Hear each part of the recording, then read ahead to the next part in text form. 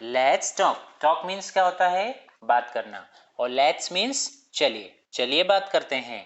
अब आप सभी बच्चों को क्या करना है, यहाँ पर एक पर्सन को बनना है अनिल, और एक पर्सन को बनना है टीचर, और एक स्टूडेंट को बनना है मीनू, है ना। आप अपने फ्रेंड्स को, एक अनिल बन जाएगा, एक टीचर बन जाएंगे, और एक क्या बन जाएगा, मीनू बन जाएगा।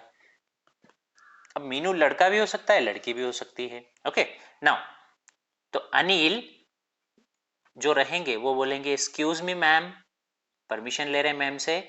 टीचर बोलेंगे yes please, excuse me ma'am, yes please. अब अनिल बोले मे I come in ma'am. Okay, ये एक्चुअल में मैडम लिखा हुआ है, तो मैडम का शॉर्ट फॉर्म हम क्या करते हैं, मैम करते हैं। ओके नाउ, टीचर बोलेंगे you may. Once more, excuse me ma'am, answer is yes please. May I come in ma'am, you may. Anil अब बोलेंगे थैंक यू मैम, मैम ने अंदर आने दिया तो अनिल क्या बोलेंगे, thank you ma'am. Now Meenu जो होंगी या फिर होगा, वो बोलेंगे excuse me ma'am. Excuse me हम कहाँ यूज करते हैं, किसी को डिस्टर्ब करना चाहते हो, या फिर जैसे बोल रहे हैं कोई काम कर रहा हो और बीच में हम कुछ बोलना चाहते हो, तो हमें हमेशा यूज करना चाहिए एक्सक्यूज मी का। अब टीचर बोलेंगे यस मीनू, क्या हो गया मीनू। मीनू सेज, मीनू कहती है मे I borrow Neelu's pen please, क्या मैं नीलू की पेन बोरो कर सकते हूँ। बोरो करना मतलब क्या होता है, उधार लेना, या फिर किसी व्यक्ति की वस्तु को कुछ समय के लिए अपने पास यूज करने के लिए लेना, दैट इज कॉल्ड बोरो। अब इसका हिंदी करेंगे तो क्या होगा, उधार लेना। Okay now Meenu says may I borrow Neelu's pen please, क्या मैं नीलू की पेन ले सकती हूँ मैम। अब teacher says oh yes you may, हाँ बिल्कुल आप ले सकते हैं। Meenu says thank you ma'am. Teacher says that's all right, you are welcome. जब किसी ने थैंक यू बोला तो हम उनको क्या बोलते हैं, यू आर वेलकम। और दैट्स ऑल राइट का मीनिंग होता है कोई बात नहीं, बहुत अच्छा। ओके, आप सभी बच्चों को क्या करना है, ग्रुप में रोल प्ले करते हुए इसकी टॉकिंग करना है। Let's read the following passage carefully. Means यहाँ नीचे जो पैसेज दिया है उसको आपको क्या करना है, बहुत अच्छे तरीके से केयरफुली ध्यान से पढ़ना है। Okay, Radha, Mala, Aman and Gita are the students of class 2। Means Radha, Mala, Aman और Gita students of class 2, second class 2 के स्टूडेंट्स हैं, विद्यार्थी हैं। वन डे, एक दिन, they plan to go for a picnic, एक दिन वो पिकनिक पर जाने का प्लान करते हैं। They packed their lunch and snacks and went to a park. They packed their lunch, उन्होंने अपना लंच पैक किया और नाश्ता भी पैक किया। And went to a park, और कहाँ गए, पार्क गए। दे रिच्ड, वे पहुँचे, देर वहाँ, वे वहाँ पहुँचे कितने बजे, eight 11 o'clock in the morning, यानी कि मॉर्निंग में 11 o'clock वे वहाँ पहुँचे। बच्चों याद रखना है, मॉर्निंग जैसा कभी भी शब्द आप लिखते हैं तो उसके आगे हमेशा द आर्टिकल आपको लगाना है। ओके, इसके साथ साथ मॉर्निंग, इवनिंग और आफ्टरनून तीनों के ही साथ में आपको क्या लगाना पड़ेगा, आपको लगाना पड़ेगा the article. Okay now, they saw beautiful flowers and birds. They saw का मतलब होता है देखा, उन्होंने देखा, क्या क्या देखा, ब्यूटीफुल फ्लावर्स यानी कि सुंदर फूल देखे, एंड बर्ड्स देखे यानी कि पक्षी देखे। Then they had their lunch and snacks, और उसके बाद उन्होंने अपना लंच किया और नाश्ता किया। दे प्लेड एंड डांस्ड, वे खेले और डांस किया। They took some photographs of a fountain and birds, उन्होंने कुछ फोटोग्राफ्स लिए किसके, फाउंटेन के यानी कि फव्वारे के, एंड बर्ड्स यानी कि पक्षियों के। They enjoyed the natural beauty of the park, उन्होंने पार्क की नेचुरल ब्यूटी को एन्जॉय किया। इन द इवनिंग, इवनिंग में दे केम बैक होम, और वो शाम को घर वापस लौटे। Okay, so this is the passage, मैंने आपको इसका ट्रांसलेशन भी बता दिया। अब ओके, इस पैसेज के बेस पर कुछ क्वेश्चंस यहाँ पर दिए हैं, आपको इनके आंसर्स भी देना है। चलिए देखिए, first question is what did Radha, Mala, Aman and Geeta plan. Radha, Mala, Aman और गीता ने क्या प्लान किया था? तो देखिए आपको आंसर यहाँ से क्वेश्चन से ही देना है। कैसे? राधा, माला, अमन एंड गीता। अब देखिए ये जो डिड है, जब हम आंसर लिखते हैं ना तो ये डिड नहीं आता है। अगर हम डिड निकालेंगे तो इसका सेकेंड फॉर्म हमें वर्ब को देना पड़ेगा, यानी कि वर्ब का हमें सेकेंड फॉर्म करना पड़ेगा। तो प्लान का सेकेंड फॉर्म हो जाएगा प्लांट। ओके, यहाँ पर स्पेलिंग लिखी हुई है मैंने, प्लांट। तो चलिए यहाँ से हमने पढ़ा था Radha, Mala, Aman and Geeta planned to go for a picnic. उन्होंने पिकनिक पर जाने का प्लान किया था। Okay, so this is the answer number 1। Now next question is where did they go. वे कहाँ गए थे? कहाँ गए थे वो? पार्क गए थे। तो चलिए क्वेश्चन से ही आंसर लिखेंगे दे। अब वापस से देखिए यहाँ पर डिड है। डिड हम आंसर में नहीं लिखते हैं, लेकिन डिड हम जब हम हटाते हैं तो उसका सेकेंड फॉर्म यानी कि उसका जो पास्ट फॉर्म है वो हमें वर्ब को देना पड़ता है। तो ये जो वर्ब होता है उसका हमें सेकेंड फॉर्म करना होता है। तो यहाँ पे वर्ब है गो, तो गो का सेकेंड फॉर्म होता है वेंट। सभी बच्चों को ये जो बेसिक है ना, ये याद रखना है। ये लाइफ टाइम आपको, जब तक आप ग्रामर सीखेंगे तब तक आपको काम में आने वाला है। ठीक है, तो सभी बच्चे जो जो ग्रामर में हम बताते जा रहे हैं, आपको जो रूल्स बताते हैं वो आपको फॉलो करना है, इम्प्लीमेंट करना है और लाइफ टाइम के लिए उनको याद भी रखना है। ओके, नाउ दे गो का हमने क्या कर दिया? Second form went to a park. वे पार्क गए थे। Now question number 3, what did they see. वापस से डिड है तो याद रखेंगे, डिड निकालेंगे, लेकिन वर्ब का कौन सा फॉर्म हो जाएगा? सेकेंड फॉर्म हो जाएगा। अब हमें याद हो गया होगा शायद।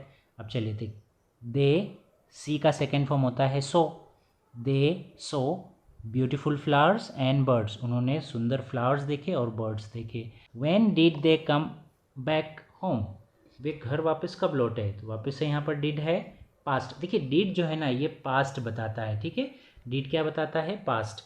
यहाँ पर आपको पूछा जा रहा है, भूतकाल में पूछा जा रहा है कि वे घर कब लौटे। भूतकाल में कब? भूतकाल की बात हो रही है। ठीक है, तो वे घर कब लौटे? तो शाम को लौटे। तो हम कैसे लिखेंगे? दे।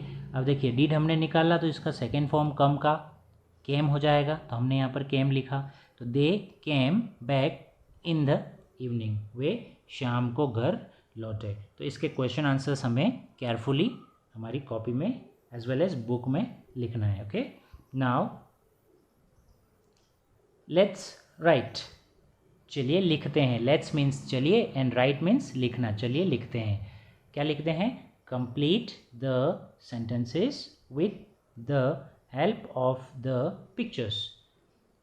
पिक्चर को देखकर आपको ये सेंटेंसेस जो है ये कंप्लीट करना है। ओके, आपको क्वेश्चन दिया है यहाँ पर, उसका आंसर आपको लिखना है। कैसे लिखेंगे? देखते हैं वन बाय वन। यहाँ पर एक एग्जाम्पल आपके लिए दिया है। What is this? ये क्या है? तो हमने लिखा दिस इज़ अ कप। एक है तो हमने लिखा this is a cup. Okay, now next question is what are this. ये क्या है? तो देखिए यहाँ पर व्हाट आर दिस, दिस क्यों यूज़ हुआ? क्योंकि एक से ज़्यादा है, तो हमें आंसर में भी दिस का ही यूज़ करना पड़ेगा। तो दीज आर बुक्स। कैसे बोलेंगे? These are books. चलिए यहाँ पर क्वेश्चन आपको पूछा गया है व्हाट आर दोज, वो क्या है? तो हम बोलेंगे, हम आंसर में क्या लिखेंगे? Those are God's.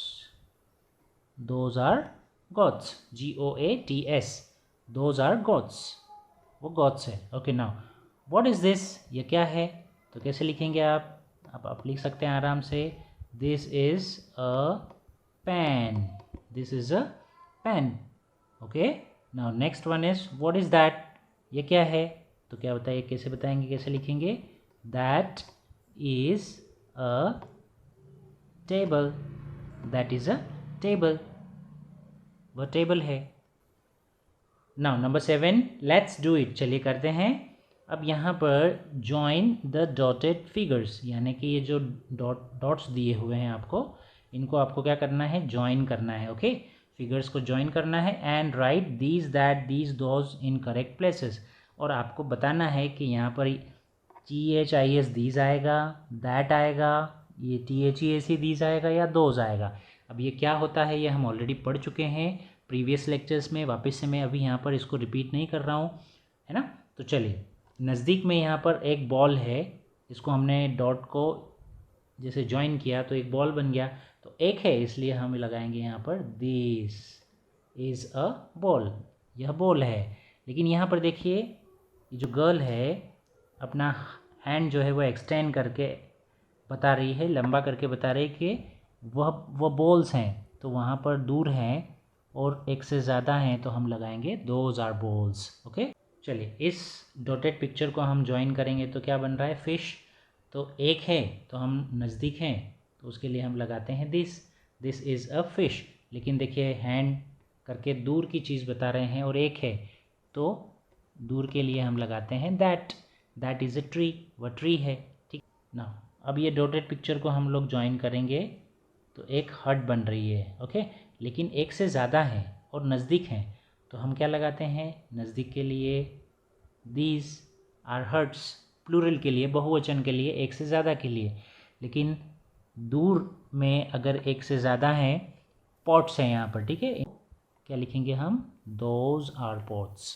बच्चों इसके एंड में एक बहुत ही अच्छा सेंटेंस दिया हुआ है, वो है little drops make mighty oceans, यानी कि बूंद बूंद से घड़ा भरता है। ठीक है, बूंद बूंद से घड़ा भरता है आप बोल दीजिए, या फिर हम ऐसा भी बोल सकते हैं कि बूंद बूंद से दरिया बन जाता है। ठीक है, कि आप किसी भी टारगेट को अचीव करना चाहते हैं, जैसे मान लीजिए आपका टारगेट है ना, आपकी मंजिल है, आप यहाँ पर हैं, ठीक है, आपको यहाँ तक जाना है, तो आप ऐसे उड़ के नहीं जा सकते। ठीक है, आपको क्या करना पड़ेगा, ड्रॉप बाय ड्रॉप, यानी कि स्टेप बाय स्टेप, आपको क्या करना पड़ेगा, स्टेप बाय स्टेप यहाँ पर आपको इस मंजिल को जो क्या है अचीव करना पड़ेगा। ओके, सो हमारे जीवन में भी हम ये याद रखेंगे कि कोई भी टारगेट को हमें अचीव यदि करना है तो क्या करेंगे, स्टेप बाय स्टेप, मतलब धीरे धीरे से ग्रेजुअली हम कोशिश करते जाएंगे और एक समय ऐसा ज़रूर आएगा कि वो मंजिल हमारे कदमों में होगी। ओके, सो आज के इस वीडियो लेक्चर में स्टूडेंट्स बस इतना ही। आप सभी बच्चों को जो भी इंस्ट्रक्शन दी गई है, जो भी बताया गया है, उसके अकॉर्डिंग आपको इस एक्सरसाइज को बुक में एज वेल एज आपकी कॉपी में प्रॉपर तरीके से नोट करना है। So I will see you in next lecture, till then good bye and take care.